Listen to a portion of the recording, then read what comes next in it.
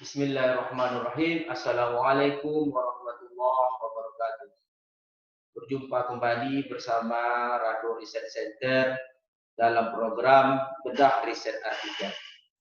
Nah, program Bedah Riset Artikel kali ini telah memasuki kepada jilid 3. Jadi rekan-rekan yang masih ingin tahu mengenai bedah riset artikel untuk jilid 1 dan jilid 2, itu silakan masuk ke dalam Radio Yendra channel YouTube. Nah, pada sesi kali ini itu kita sengaja menampilkan suasana merah putih. Nuansa merah putih sengaja kita berikan karena kita akan memperingati hari lahirnya atau hari ulang tahun kemerdekaan Republik Indonesia yang ke-75. 17 Agustus 2020. Nah, pada kali ini, pada pembahasan bedah riset artikel di jilid ketiga, itu datang dari kiriman riset artikel oleh salah satu mahasiswa kita, terutama mahasiswa yang ingin melaksanakan proses pembuatan skripsi. Nah, riset artikel yang dikirim kepada kita, kepada Radio Riset Center adalah suatu riset artikel yang sangat baik sekali, yaitu suatu riset artikel yang terbit di dalam American Journal of Mathematics and Statistics tahun 2016. Nah, riset artikel ini berjudul Amarendra Distribution and its Application.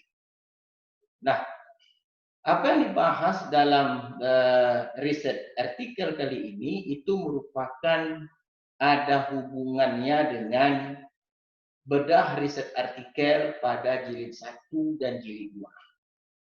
Di mana bedah riset artikel jilid 1 kita telah membahas suatu fungsi densitas peluang yang dihasilkan dari campuran dua distribusi gamma dengan parameter dan pemberat tertentu. Sedangkan pada bedah riset artikel jilid 2, kita telah membahas suatu fungsi densitas peluang yang dihasilkan dari campuran 3.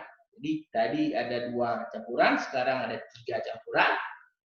3 campuran fungsi densitas gamma dengan parameter dan pemberat tertentu.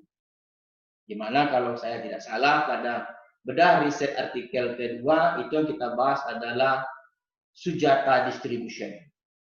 Nah, sekarang Amarendra Distribution ini merupakan suatu fungsi densitas peluang yang dihasilkan melalui proses campuran 4 fungsi densitas peluang. Jadi kalau Sujata 3 campuran, sedangkan Amarendra adalah 4 campuran.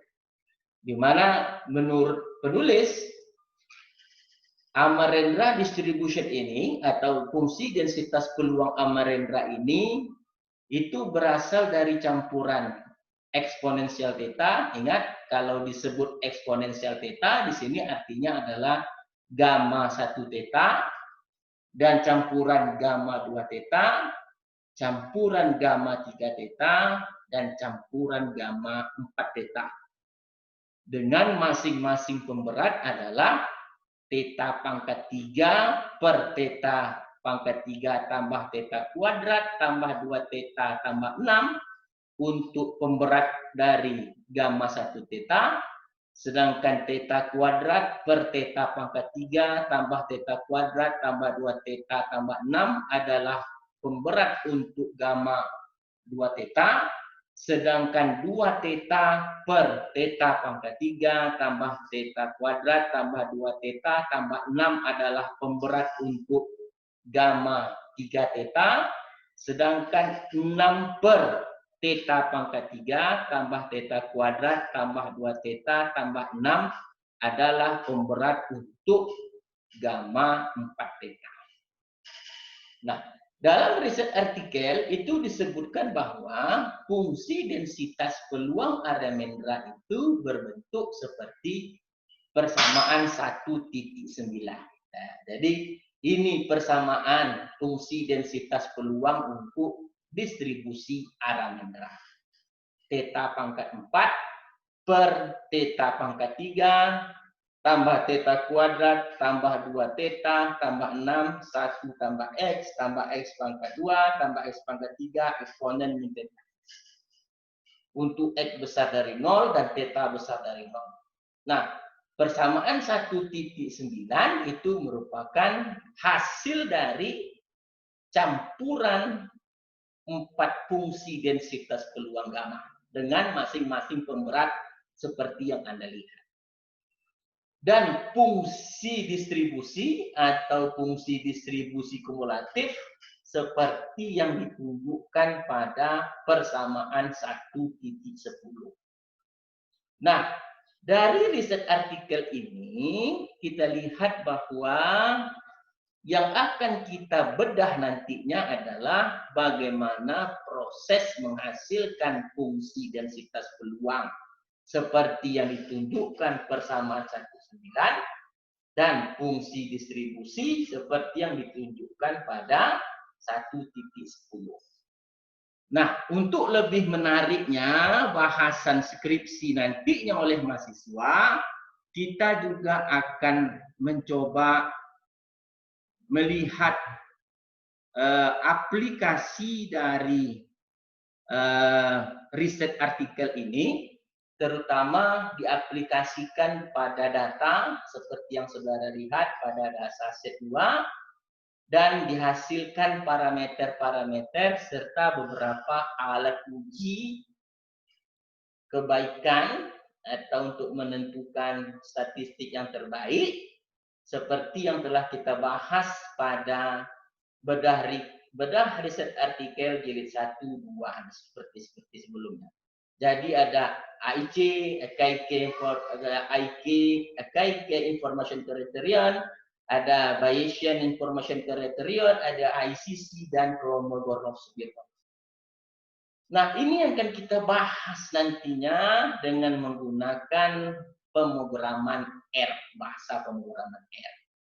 Nah, jadi kalau Anda lihat apa yang akan kita lakukan, apa yang akan kita bedah pada riset artikel ini masih sama sebelumnya seperti bedah riset jilid 1 dan jilid 6. Kita akan mengungkap, kita akan membedah dari mana datangnya, bagaimana menyelesaikannya dengan menggunakan bahasa pemrograman R. Jadi kalau kita lihat sepintas, beberapa model atau beberapa fungsi densitas peluang seperti Amarendra 4 campuran, Sujata 3 campuran, Sanker Linley adalah 2 campuran, eksponensial 1 campuran.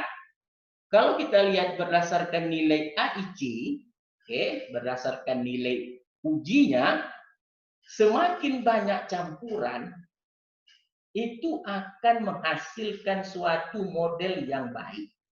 Karena kita tahu mengecilnya nilai AIC itu menandakan bahwa fungsi densitas peluang tersebut lebih baik dari fungsi densitas peluang yang memiliki AIC yang lebih besar daripadanya. Jadi kalau kita lihat seperti eksponensial ini adalah 1 campuran, tidak ada campuran di sini, hanya fungsi densitas tunggal. Nilai AIC-nya 276, terus mengecil. Linley ini merupakan campuran 2 gamma, Sanker campuran 2 gamma, Sujata 3, Akas 3 campuran, dan Amarendra 4 campuran. Nah, apa yang kita pahami dari sini adalah membuka peluang kepada mahasiswa atau peneliti selanjutnya untuk melihat bagaimana campuran 5 gamma, campuran 6 gamma, campuran 7 gamma, dan seterusnya. Apakah memang dapat dibuktikan secara statistik bahwa semakin banyak campuran tadi akan mengakibatkan nilai AIC dan uji lainnya itu semakin mengecil. Nah, kalau kita lihat sepintas dari 1 campuran atau fungsi densitas tunggal, 2 campuran, 3 campuran, 4 campuran, itu akan mengakibatkan nilai AIC makin mengecil, nilai BIC makin mengecil, Kolmogorov Smirnov juga semakin mengecil. Ini menandakan bahwa semakin banyak campuran yang dilakukan, maka akan menghasilkan model atau fungsi densitas peluang yang lebih baik. Nah, ini akan kita lakukan pembedahan pada bedah riset artikel kali ini. Nah, kita akan lihat secara matematis, kita akan lihat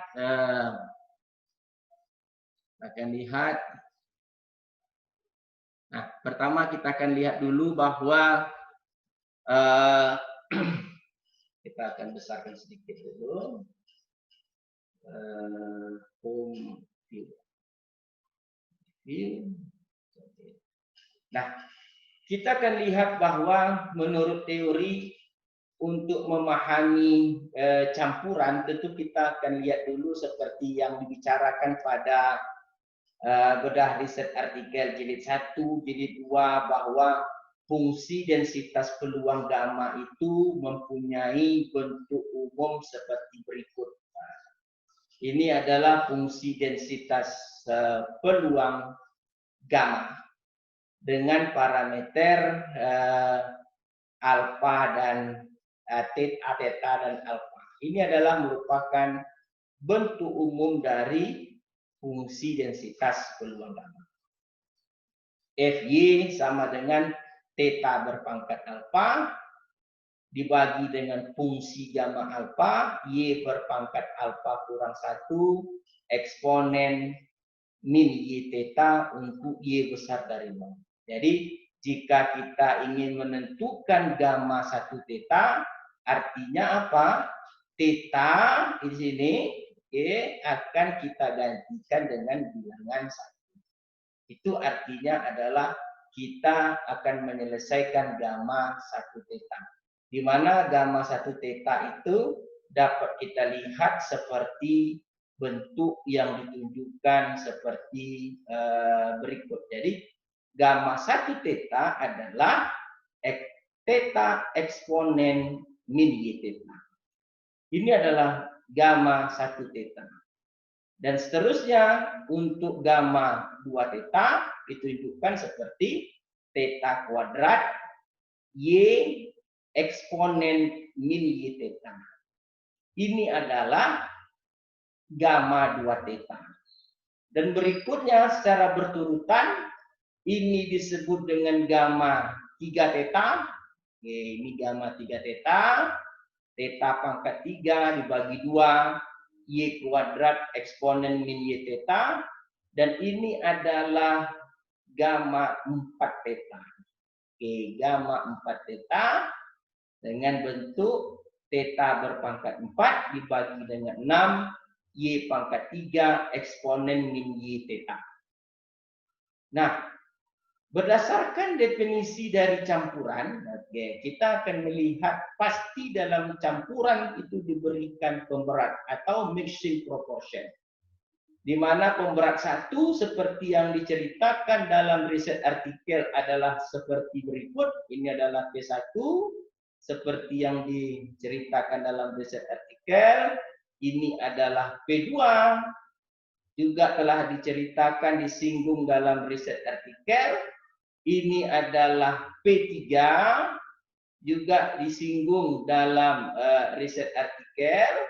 Sedangkan ini adalah pemberat atau mixing proportion untuk P4.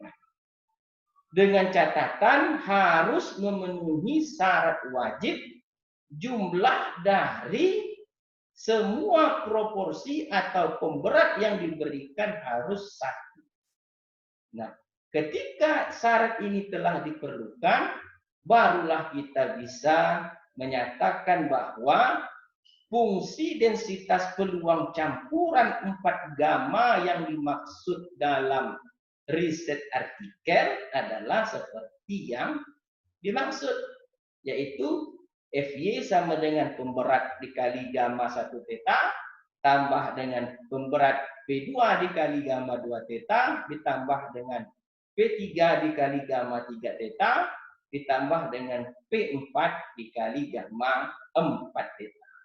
Nah, sehingga kalau kita lihat kita lihat persamaan tersebut menjadi seperti berikut. Ini merupakan pemberat P1. Oke, ini P1 tadi. Sedangkan ini adalah merupakan gamma 1 theta. Ini gamma 1 theta. Oke, lanjut. Ini merupakan P2, pemberat P2 seperti yang dimaksudkan dalam definisi yang baru kita bahas. Ini P2, sedangkan ini adalah gamma 2 theta. Oke, lanjut. Ini merupakan pemberat P3. Oke, ini pemberat P3. Dan ini adalah gamma 3 theta. Ini gamma 3 theta. Oke. Dan kita lanjutkan dengan menjumlahkan pemberat P4. Di sini pemberat P4 kita lihat. Oke, pemberat P4. Dan ini merupakan gamma 4 theta. Oke. Jadi secara matematis akan menghasilkan suatu bentuk persamaan yang panjang. Oke, jadi kita sempurnakan, kita selesaikan dengan menggunakan kemampuan matematis yang baik tentunya. Ini akan sangat mudah dipahami sehingga menghasilkan bentuk yang sama dengan persamaan 1.9 seperti yang dibahas oleh riset artikel. Nah, dalam riset artikel kita lihat bahwa fungsi densitas peluang yang dihasilkan telah kita peroleh. Oleh sebab itu, kita telah perlahan tapi pasti kita sudah membedah dari mana datangnya persamaan 1.9 seperti yang dianjurkan oleh riset artikel. Selanjutnya kita akan membahas fungsi distribusi. Nah, fungsi distribusi ini seperti yang kita ketahui memiliki hubungan dengan fungsi densitas peluang. Dia memiliki hubungan dengan fungsi densitas peluang. Di mana fungsi distribusi, ya, kita lihat hubungannya di mana fungsi distribusi yang selalu dinotasikan dengan F besar merupakan hasil integral dari fungsi densitas peluang F kecil, oke, dengan batas yang paling bawah sehingga ke Y itu sendiri. Jadi kalau kita lihat tentu batas yang paling bawah yang dimaksudkan dalam Amarendra itu adalah 0. Sehingga berbatas 0 hingga Y dikalikan dengan fungsi densitas peluang Aramendra yang telah kita bahas sebelumnya. Nah, tentu ada bertanya, Pak, tadi Y sekarang kok T? Wajar, karena batasnya dari 0 sampai ke Y tentu parameter dan operatornya tidak bisa kita gunakan Y atau DY, tapi kita gunakan T dan DT. Nah, integral ini tentu hanya dapat diselesaikan dengan menggunakan integral parsil. Oke, integral parsil dengan mengandaikan U1 tambah T tambah kuadrat tambah T pangkat 3 dan dV eksponen min T theta. Jadi kalau U-nya 1 tambah T tambah T kuadrat tambah T pangkat 3, tentu DU menjadi 1 tambah 2T tambah 2T kuadrat. Jika dV-nya eksponen min T theta, V adalah min sepertheta eksponen min theta T. Lalu kita coba integralkan seperti berikut. Oke, ini tadi merupakan perwakilan dari ini tadi U. Oke, ini U. Oke, ini tadi V. Oke, karena integral UdV adalah UV, oke, dikurang dengan VDU. Nah, di sini adalah V, oke, oke, di sini adalah DU. Oke. Tentu dengan kemampuan matematis yang sudah berada pada level semester 7 atau 8, integral ini tentu tidak menjadi masalah. Yang perlu diperhatikan, kita lihat tanda merah, di sini ada minus, di sini ada minus, sehingga nanti pada tahapan berikutnya nanti akan berubah menjadi plus. Nah, yang seperti ini jangan sampai tak paham. Oke? Lalu kita integralkan terus, kita operasikan secara aljabar. Kita lihat tidak ada yang susah saya rasa. Ini setelah UV kita keluarkan, kita masukkan batas Y dan 0. Tentu kalau batas Y dan 0, T berganti dengan Y, T berganti dengan Y. Kita lihat. Nah, di sini ada tanda plus, hati-hati di sini plus. Kenapa plus seperti theta? Karena hasilnya nanti adalah kurang. Jadi kalau minus-minus, di mana kita ganti T dengan 0, di sini 1 tambah 0, tambah 0, tambah 0, tentu 1, dikali dengan eksponen min 0, tentu 1, tentu tinggal seperti theta. Minus-minus ketiga dia menjadi plus. Oke, jadi dia plus. Jadi jangan heran ada beberapa tanda dalam matematis yang perlu Anda selesaikan dengan baik terlebih dahulu. Ingat, kunci sukses dalam penjabaran formula matematik adalah teliti. Dituntut ketelitian. Oke? Kita lanjutkan. Sehingga setelah kita lanjutkan beberapa integral, tentu di sini tinggal T pangkat 3 karena kita lihat di sini ada T pangkat 4, oke. Di sini saudara lihat ada T pangkat 4, oke.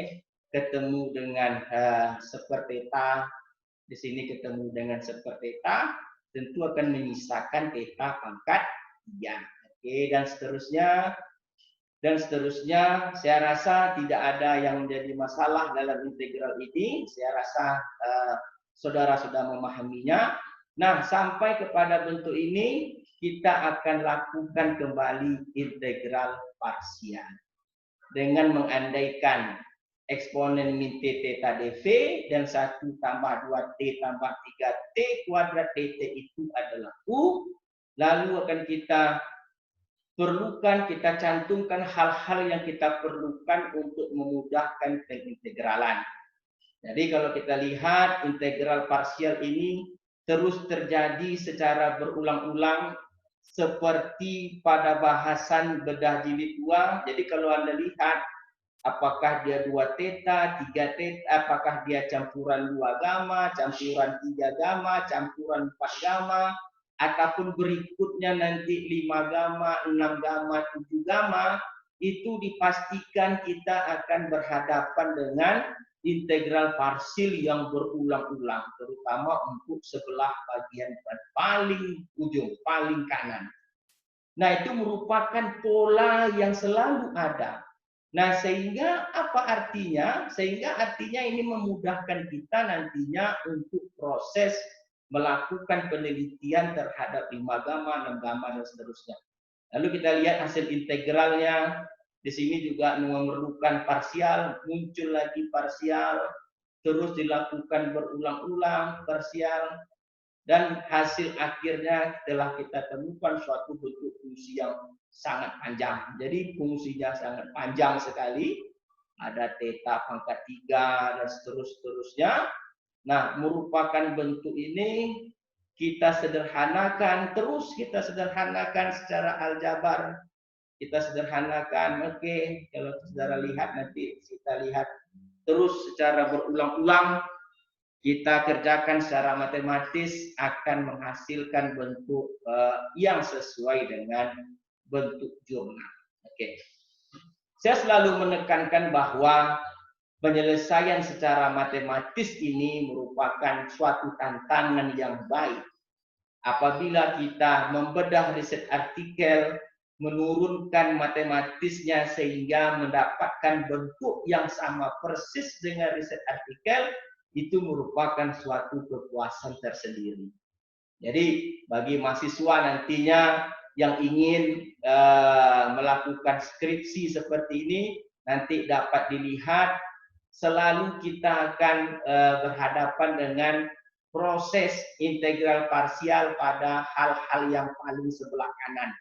Kita akan terus selesaikan, oke? Oke, kalau mau kita lihat sekali lagi kita akan ulang ya, biar nanti tidak jadi masalah. Jadi kalau kita lihat dari awal tadi, fungsi distribusi kumulatif ini merupakan integral fungsi densitas peluang yang akan kita integralkan, terutama kita akan melihat celah penyelesaian parsial, kita selesaikan terus, oke? Ketemu lagi nanti bentuk parsial, ini merupakan proses parsial, jangan lupa tanda plus dan tanda minus harus hati-hati. Karena disitulah kunci kesuksesan matematik. Oke, kita akan jumpa bentuk parsial kembali.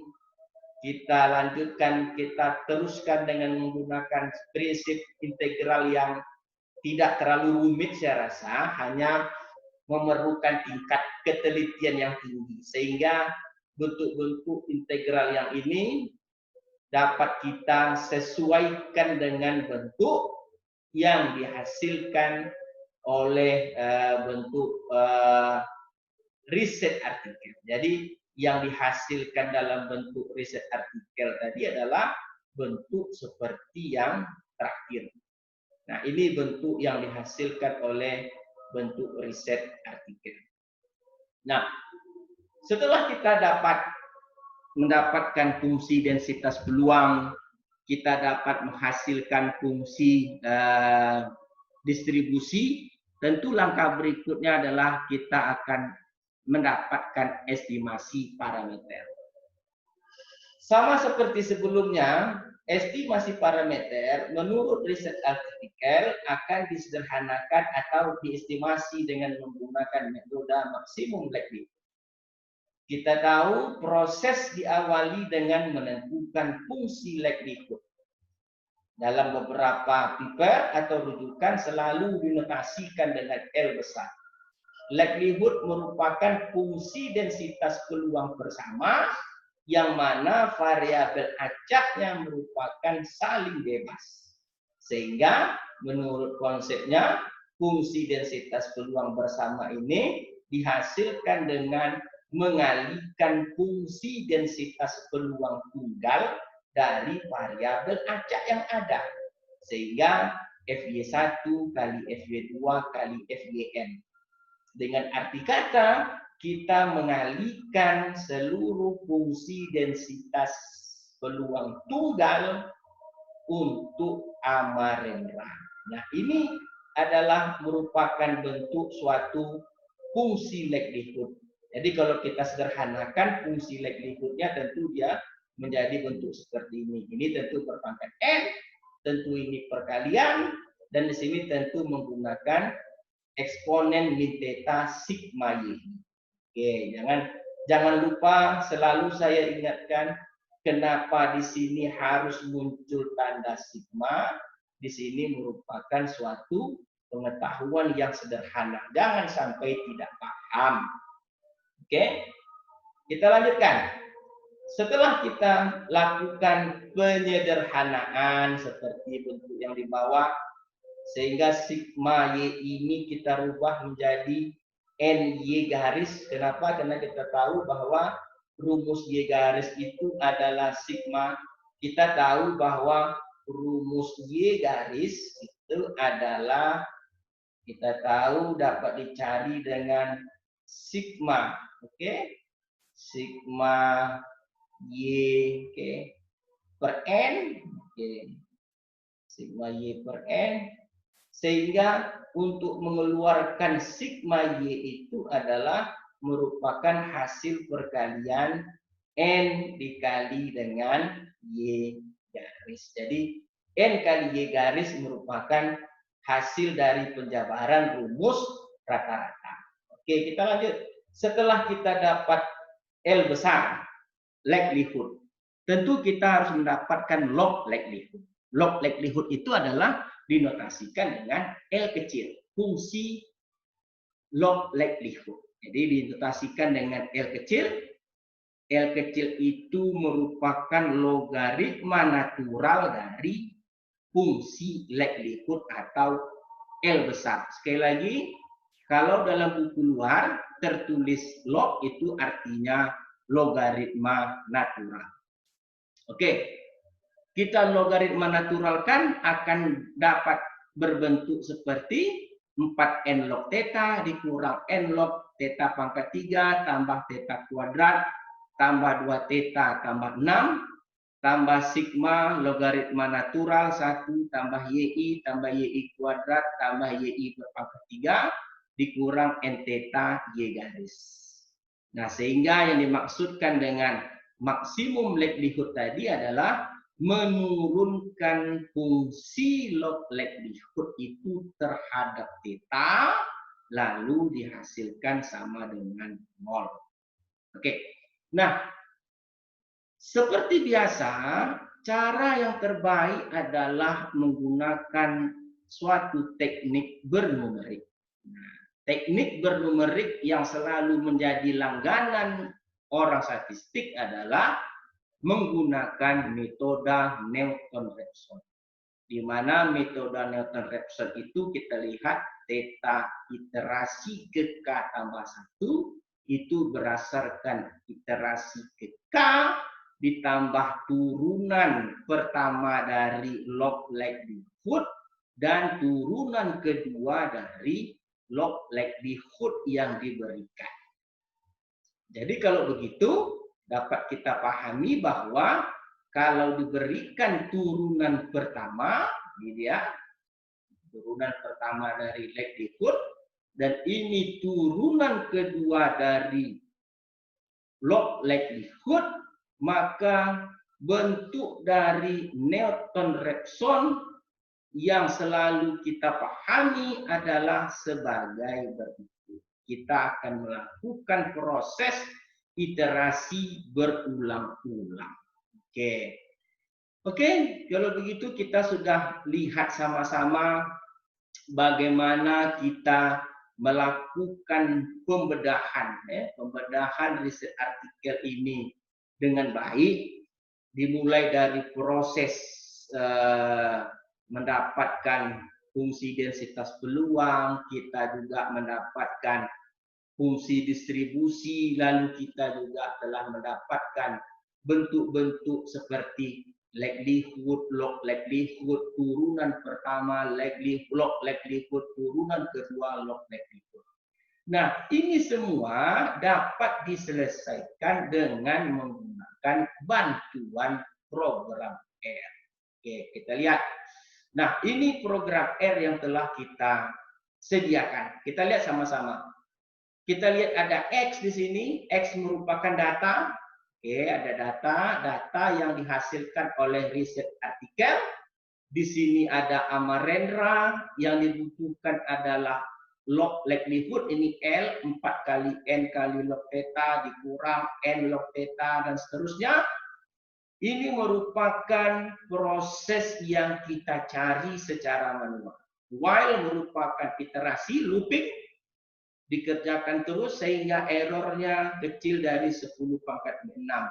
Kita ada S, S adalah artinya turunan dari log likelihood, S turun dari L, sedangkan J bar ini merupakan turunan kedua dari L. Dan kita memiliki rumus dari numerik Newton-Raphson, theta tambah S atau L absen theta, S2 theta, dan seterusnya.